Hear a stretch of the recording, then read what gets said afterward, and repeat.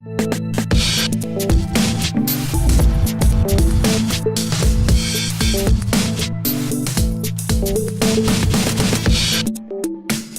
welcome to the stage, Edna Piranha.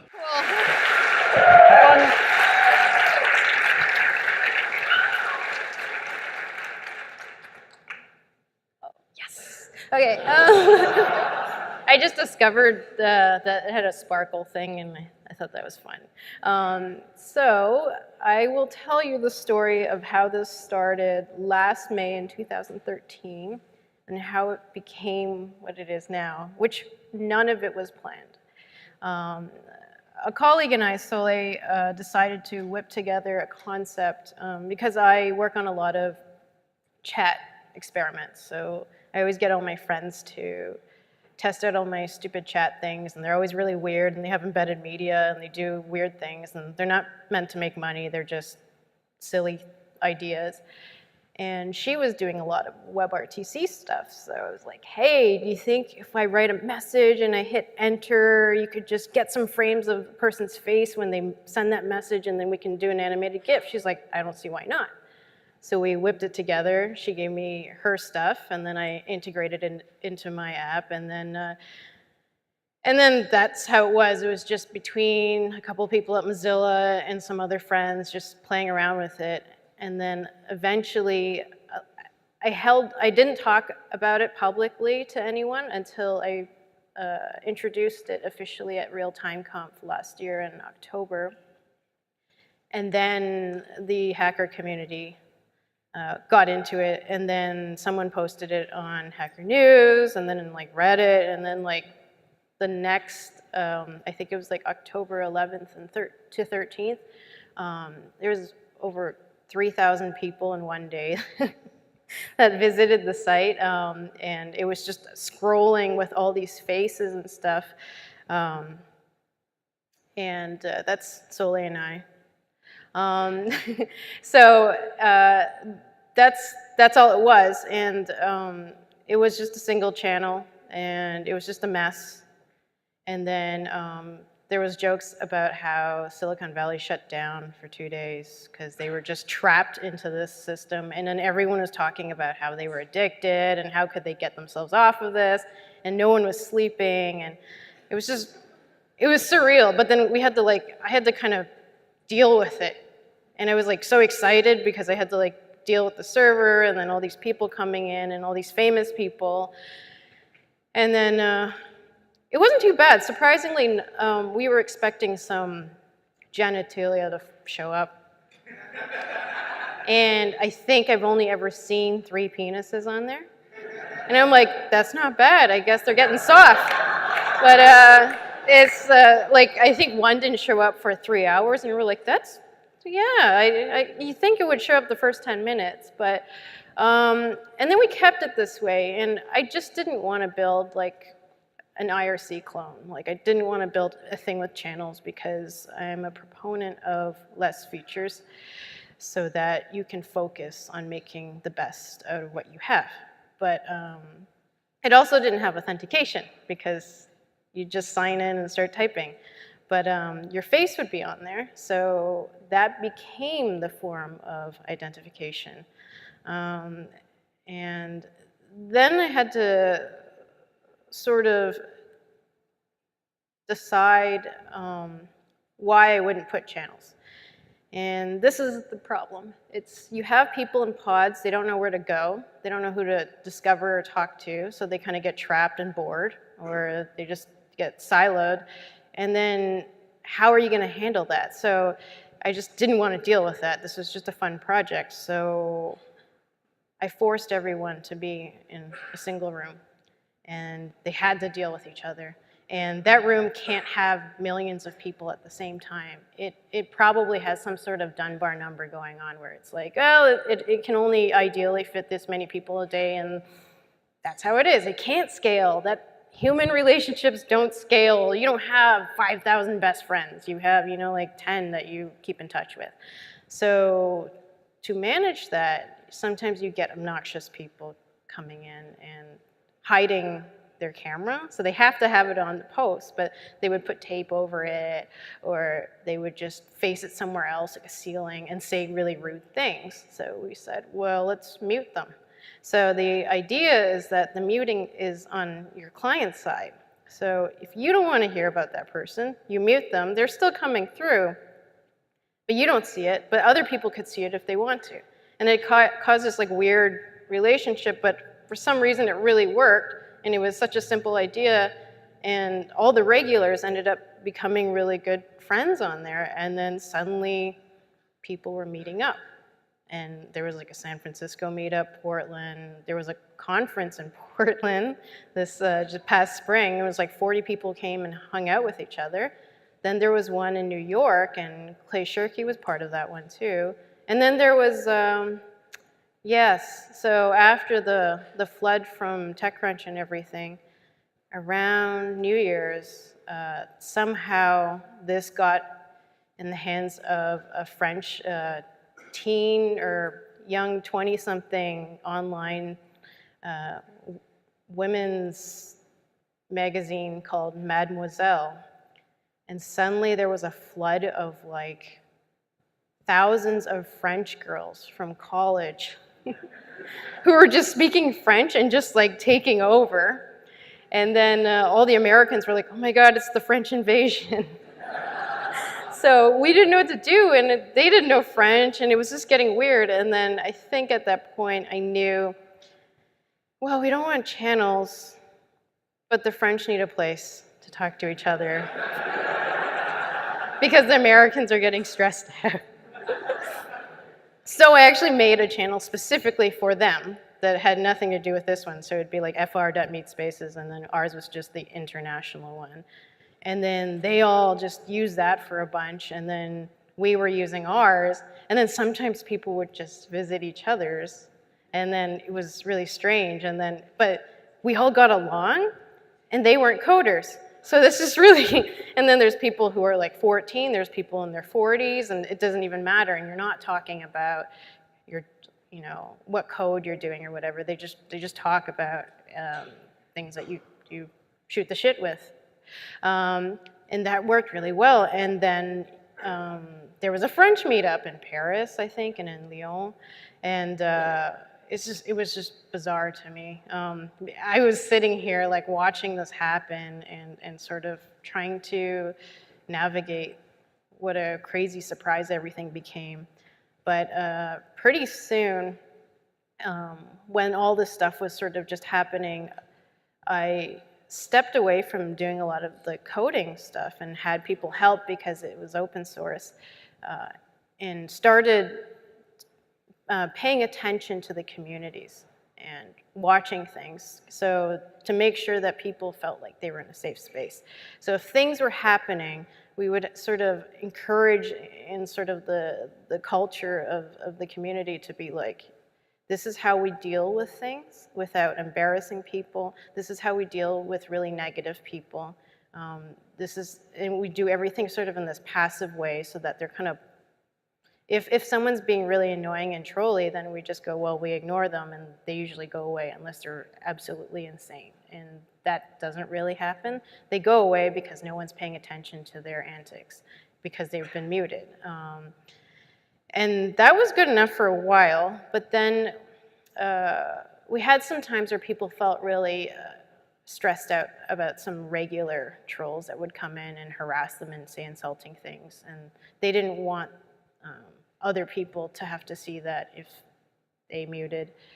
So it took a while. I debated it. So we have a temporary hell ban, which you need, there's trusted people that are admins that can ban someone's fingerprint for 1 hour, and they won't even know. They'll still see their messages come through, but no one else will see it for 1 hour. And why we say 1 hour, not forever? Because we always give people a chance. They might come back later and be part of the community, and you never know. Because sometimes people just act like that because they're scared and they don't know what to do, so they just do the most obnoxious thing. I mean, I used to do that, so. And we, so that's how it's been, and I think people were really fascinated by how basic the system was, but how effective it was, and how we created really, really close friendships between all these people who have busy lives and have different interests. And now we have things where there are artists, like painters, and then there's coders, and painters like, I want to learn more about coding now because you guys code. So then they teach them how to code. And then they go, I want to learn about watercolors. I can teach you how to watercolor. And it just happens naturally. Like, I don't have to be there to monitor that. But I guess one of the questions is, if this was forked, so you can take the code and set it up, and you ran your own thing, would it have the exact same community or would it be different? I don't really know. Someone will have to tell me how that works and what kind of community they get out of it.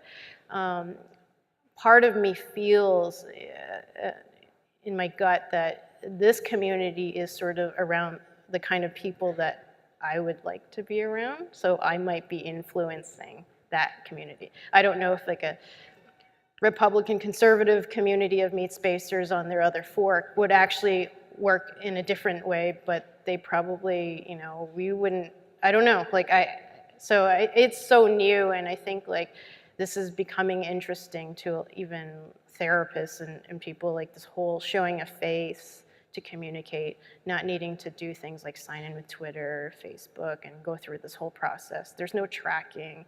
And another really important thing with these messages is that they're ephemeral, so they disappear after 10 minutes.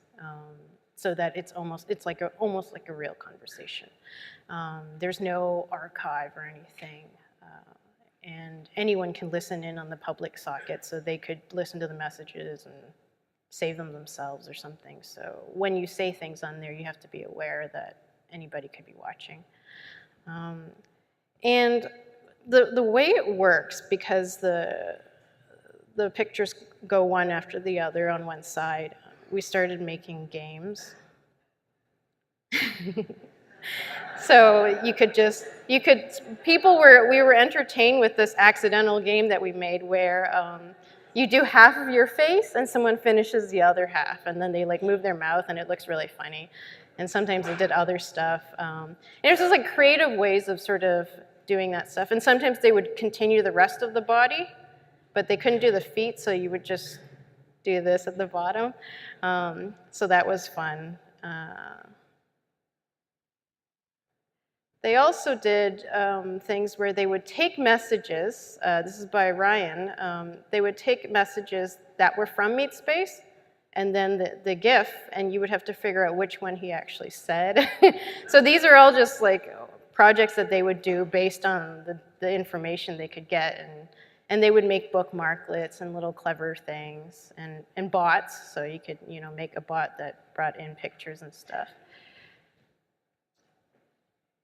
This is Jordan, and he basically, I guess, figured, like, I guess people chose, but he would mark every location that a Meatspacer was that, you know, wanted to give that information.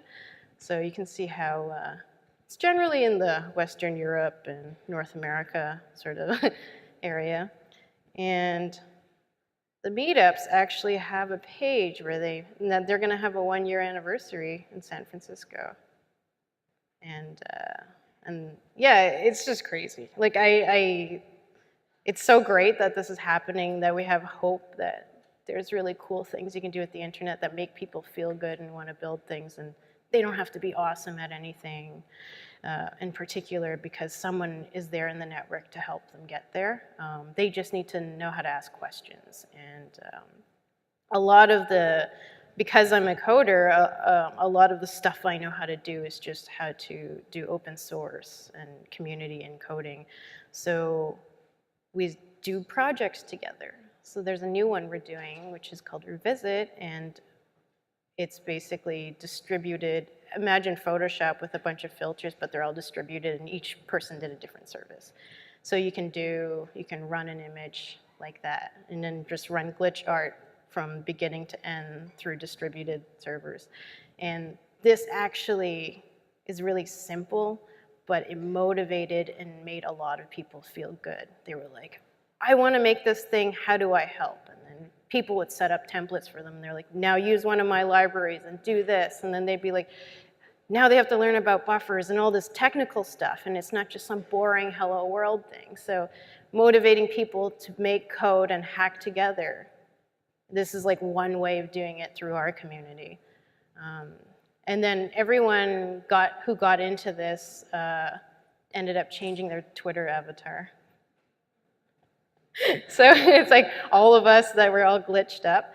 And it's weird because we're all like, hey, you're doing that? I'm going to do that too. And then we're all kind of creatively doing that thing, and then we go do something else. And it's just like a little game. And then sometimes we meet up. If you're in San Francisco, then you tell Meatspacers on Twitter, hey, I'm going to be in town, and everyone will want to meet up with you and have a beer. And if you're thinking about when you move to a new city and you're really lonely, it's just like perfect opportunity to be in a safe community that's not going to be like trying to pick you up or anything. They just want to meet you because they trust, okay, you're a good person, you know, come with our community. And then, or it gave people an excuse to travel. So they'd be like, I'm going to go to Paris now and meet the other meats and blah, blah, blah. And there's a girl, Renee, that drew some of the Meatspacers that she hung out with a lot in Toronto. And that's the community. So I think what I learned, and I think, I don't know, what Meatspacers might have learned is that this is, things can grow from projects that you didn't expect from them to happen. Like sometimes, and it's usually an accident, and it's timing, and it's just the right mix of people. It's usually a lottery.